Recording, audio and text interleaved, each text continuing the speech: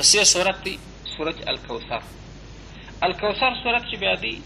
معنا هغه صورت چې په دې کې د کوثر نوم ذکر شوی دی. د اول آیات څخه دا نوم پرې شوی شوی دی انا اعطیناک الکوثر دلته راغلی دی. او دا کوثر په ډېرو معناو راغلی، حتی تر 26 معناګانو پورې د ده معنا نقل شوی. عمده معنا دا ده چې د کوثر څخه خیر کثیر مراد کړي، هغه تر ټولو مهمه. ولې چې څوک وایي کوثر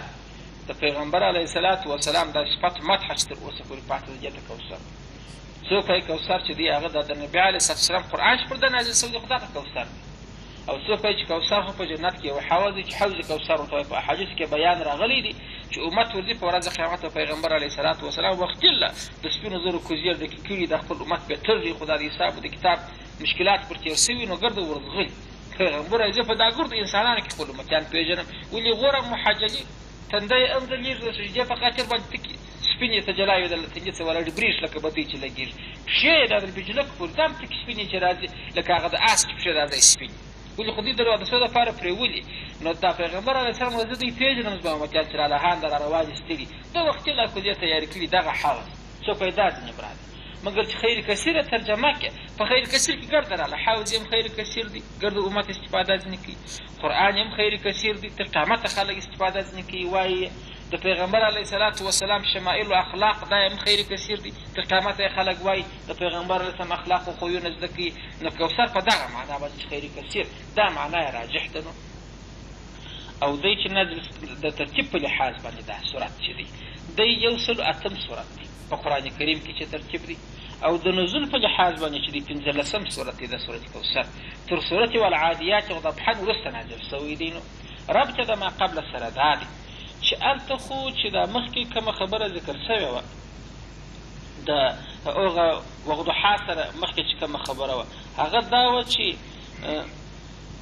د نبي علیه الصلاة والسلام په باره کې به سړی نیکه عقیده لري، وصدق بالحسنا پر نیکو نیکو خبرو یې تش کړي تصدیق کړي. نو په هغو تصدیق بالحسناو کې یوه خبره دا ده چې د پیغمبر علیه السلام سره به څوک بغض نه لري، د ده سره به محبت لري. د رسول علیه الصلاة والسلام محبت د ایمان جز دی.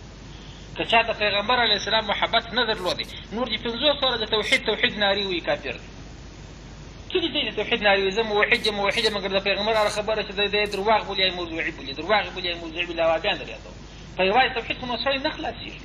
توحید خو وایي کلي ده، مګر نو کلي خو ځان ته غاښونه لري. نو بیا غاښو کلي بیا وسو اورېدله. نو د پیغمبر علیه الصلاة والسلام محبت پیغمبر علیه السلام صحابي ته فرمایي، حضرت عمر صاحب ته فرمایي برای تر هغه وخته پورې څوک مؤمن نه دی چې زه واده ته تر او مال د ده تر اولاد د ده در پلار د ده در ځان ورتېرده چې مینه بیا دغسې زما سره د جګولده به زه پر ګران یم بران سره ایمان کامل دی. هغه محبت اختیاري دی. یو خو غیر اختیاري د انسان پام وي پیغمبر یې په یاد نه خپل زوی په غېږ کې نیولی. یو دا دی که ورته وایي چې دغه چې د زوی لار ده دغه چې د پیغمبر لار ده. د زوی پر خوا پسې ځې که د پیغمبر پر خوا پسې ځې چې اختیار ورکړې باره وایه یاره زوی خو نو چې دی د دې دنیا شی دی پیغمبر خو په هغه دنیا خوښه. که دلته د پیغمبر سره مینه ورکړم دوزخ مې ځای دی، که د پیغمبر سره محبت وکړم جنت مې ځای دی. نو زه پر زوی ولاکه جنت ته لاس ورکوی شم د پیغمبر خوا خوښه کړي. دغه اختیاري محبت دی پیغمبر یاد کړي. بل که دغه چا زما سره نه درلودی تر ځان و تر اولاد تر واجد و تر مال پر ګران نه وم د هغه مؤمن نه دی. حضرت عمر په خوا خو تر دې نور را باندې ګران وي تر ځان نو نه، مګر په ذات تعالی چې اوس ځان را باندې ګران شي دا رقم. نو دلته خبره مې دا ده چې هلته چې والصدق بالحسنا والتقا په هغه مأمور به شیانو کې یو مأمور به شی دغه چې د پیغمبر سره به بغض نه کوې محبت به کوې. دلته د هغه بغض بد ویل بیان شوي چې بغض چې د پیغمبر سره څوک کوي هغه سړی تباه او برباد. شان نزول یې دا دی د پیغمبر علیه الصلاة والسلام زوی ابراهیم چې وفات شو داسې د 18 میاشتو په عمر کې و باران و کفارو سره مشهوره کړه. بهرحال بیا زویه پلار دی چې دا ما زده ځکه کري کڅ و باره به ګرځسني پیغام په عربي کې د ابتر کلمه ابتر هغه چاته هغه حیوان ته ویل کېږي چې لکۍ یې ځینې پرېږدي. ابتر ورته وایي دومبرې داسې موږ ورته وایي لکۍ پرېږدي. دا د انسان زامن چې ګرځي ګواکې دا د ده لکیانې دي په پسې کې دی در مځکه لاندې کې لکۍ پر مځکه شوځي دا د پلانې زوی دا د پلانې زوی نو ګواه دی در مځکه شخص مړ سو عادي مګر لکۍ یې ګرځي پر مځکه باندې. نو کوم چا چې به اولاد نه درلودی عرب ول دا چې شخص یې ګرسره شخص و لکۍ یې پر مځکه نه پاتېږي. نو دا یو بیا ادبي لفظ دی پر پیغمبر د ابتر نوم یې شي باره به یو لوغه دی ابتر ته راغی معنا لکۍ پرېښوه یو زوی یې درلودی هغه زه خدای خلاص کړي هغه یې هم ځینې واخیست. او اوس نو ډېر پر ځان مه غموئ یو څه ورځې بیا یې ژوند یې چې ولاړې بالا به غوږونه پر کراره شي. اوس که زامن هم درلوده که دی مړ شوی خو هغه یې جانشین و خو هغه یې پر ځای ناست دا چې زوی نه لري کراره کنه. نو دا پیغمبر علیه السلام ته ډېر تکلیف دې خبرې وکړه. اطلاق خو دا لفظ د بې ادبۍ دی. بل دا بې اولادي بې کسي دا خو چې پر کوم چا راغلي هغه یې درد احساسولی چې دا بل چې دی نه په پوهېږي. اوس که چا په ژوند پر میټ خوړلي خو نو سړی په پوهېږي به ورته پر میټ په یاد یې وه چې نه یې خوړلي ورته پر میټ نو نن خو بیا واورې مګر په خوند یې څنګه پوهېږي. اوس د مثال په طور کې څوک دی دوی چې علاقې د امریکا او اروپا په علاقې کې ځینې مېوې شته چې د دې ملکونو دي دی د هغې مېوې بیان وکړي دغسې به راته ووایي چې بابا لکه سیب داسې رنګ دی یا سره ده یا شنه ده یا څنګه مګر نو چې خوند یې هر څنګه وکړي خو نو خوند خو یې په ذایقه معلومېږي. نو دغه د اولاد بېکسي چې ده دا درد یا دا ناامیدي دا نو هغه چا ته معلومېږي چې په هغه دی. نو رسول علیه صلات وسلام ته چې په دا خبره اطلاق چې به د هغه څه ته بې اولاده یې هغه سړي ته به خود یو درد احساسېږي دا چې د لکۍ پرې نوم یې پسې پر کښېښه نو پیغمبر به ډېر ځای نو الله عز وجل د پیغمبر علیه السلام د تسلي دپاره او د دغه کفره و درد دپاره باید دغه صورت نازل کړي. پیغمبر ته تصدیق وکړي چې ته ګوره زوی سړي ته څه ګټه رسېږي خو ګټه بیا دا عبارت چې زوی یاد شي وا د فلاني نوم به پرې یادېږي تر څه وخته بیا نوم پرې یادېږي ته راته ووایه دا د ده زوی چې ژوندی شپېته کاله به ژوندی شپېته کاله د ده نوم یادېږي شپېته کاله بعد اتیا کاله بعد به یې سل کاله د سره سل کاله به عمر د ده زوی ته فرض کړو نو باره به خلک وایي دا د فلاني کاکا زوی دی پاتې دی چې مړ شو خو چې لمسی اوس به راغه د نیکه نوم پاتېږي بله خو بیا د بل مړي نوم یادېږي نیکه خو دې ختم شو هېر شو د خلکو نو هغه به ډېر دوام او که به دا ډېر دوام چې هر څوک تر هغه وخته مؤمن ولا کسي چې لا اله الا الله محمد رسول الله ونه وایي د قیامته پورې چې هر اذان کېږي څنګه اذان وایي چې اشهد ان محمد رسول الله پکښې ونه ویل څنګه خطبه به یې د جمعې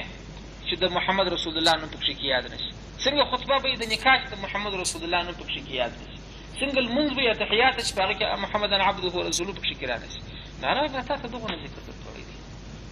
نو ته د ده ذکر څه کوې دی زه زوی لرم پر زوی به زما نوم یادېږي تر څو کاله خو اچا کاله به پر یاد شي نو اچا کاله بعد ستا نوم ختم شو تا ته ما دغسې ذکر خیر درکړي داسې ذکر کثیر مې درکړي چې تر قیامته ستا نوم پر ځمکه ولاړ ورک سي یم دا کار ښه دی که هغه ښه دی نو دا کوثر شو حوض کوثر دغه دی چې حوض کوثر مې درکړی دی خیر کثیر مې درکړی دی پر قرآن دې نوم یادېږي چې دا قرآن پر محمد علیه السلام نازل شوی دی او په هره کلمه او په هره خطبه کې به ستا نوم یادېږي نو ته ولې ورته وارخطا چې زما نوم به ختم ستا نوم به سره به ختمېږي شروع کوم بسم په نامه سره الله د الله عز وجل الرحمن چې دی مهربانه دی په دې دنیا کې پر مسلمان او پر کافر پر دواړو کافر هم د نعمته برخوردار دی الرحیم چې دی مهربانه دی په هغه دنیا کې پر مسلمان نه پر کافر انا بېشکه موږ الله وایي اعطینا موږ درکړي دي که تا ته ګوره الله دوه واره ځان ته نسبت وکړي انا بېشکه موږ په اعطینا کې خو بیا متکلمه صیغه ده اعطینا موږ درکړي دي که تا ته الکوثره خیر کثیر ډېر لوی خیر مو درکړي دي یا برنه حوض کوثر هم پکښې کې راغلی قرآن هم پکښې کې راغلی د پیغمبر دا مادحه ذکر چې په لمنځو په خطبو په ګوتو کې دا پکښې کې راغلی نو چې دا تا ته مو درکړي دا خو شکر غواړي دغونه غټ نعمت چې د انسان تر قیامته باره نوم یادېږي په خیر یادېږي په شر نه د ابوجیر د ابولهب نوم خو هم یادېږي مګر هر څوک چې یادوي لعنت پر وایي هر څوک چې یادوي بد پر وایي یا دغسې چې هر څوک یې یادوي صلی الله علیه وسلم به هم ورسره وي داسې څوک به څوک چې د محمد نوم یادوي او صلی الله علیه وسلم نه پر پېرزو کوي نه یې ورته استوي نو دغسې ذکر نو شکریا غواړي شکر یې دا دی فصل نو ته لمونځ کوه لربک خپل رب لره نو خپل رب ته لمونځ دا شکر یې نو ادا کړه دونه قدر غټه عطیه یې درکړې ده وانحر او قرباني کوه په اسلام کې مهم عبادات لمونځ کول دي چې د بدن عبادت شي بله قرباني د نحر اصلا په اوښانو کې راځي اوښ چې دوی په نیزه په دا چنغړک کې درته ووایي چې ویې وایي باره دلته د اول شارک چې ورپرېږي باره یې وینه جاري شي غورځي او وینه یې ځي ځي پسې باره خپله کرا ګذار شي چې غذا څه باره راسي خلک یې حلال کوي باره لکه اوښ به ور علاجېږي یعنې زه پښنوګۍ ورکړي که نه کې ورم حلال دی په دغه وهلو باندې د نیزې ولې دی غټ دی چې اوس ورسره زورونه یې راغوځاروې پښې یې ورتړې د مخ و د شا دا بره مشکل دی دوی ولاړې ګوډه یې ورکټ کړي دا یوازې نه پر درو پښو چې کوي پر درو پښو چې کوي باره دلته ووایي په نیزه باندې عربو باندې دا چم شته دی باره چې ووایي بس اشاره کې ورپرې کې باره خپله چې زه یې پسې غوځار چې غوځار چې بیا نو وروسته کې ذبحه کوه نو نحر فصل یې ته لمونځ کوه لربک خپل رب لره وانحر او نحر کوه نحر څه معنه یعنې قرباني کوه د اوښانو په شی علاوه معنا د الله عز وجل پر نامه دي مشرکانو چې دا دوه عبادت یې غلط کول لمونځ چې کوه بد یې کوه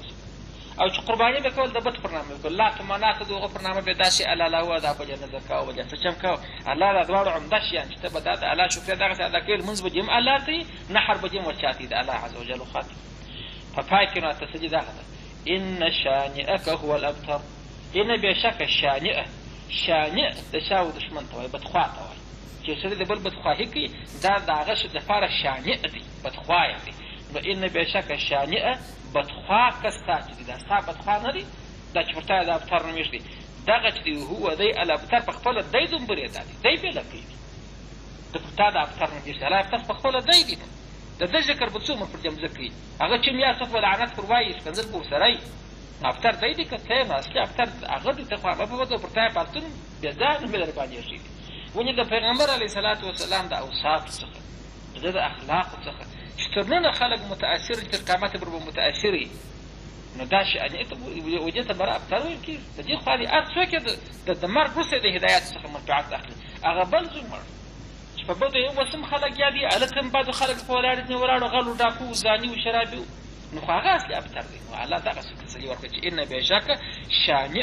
هغه ستا سره بغض کوونکی هغه ستا بدخوا هغه هو دی هغه الابتر چې دی هغه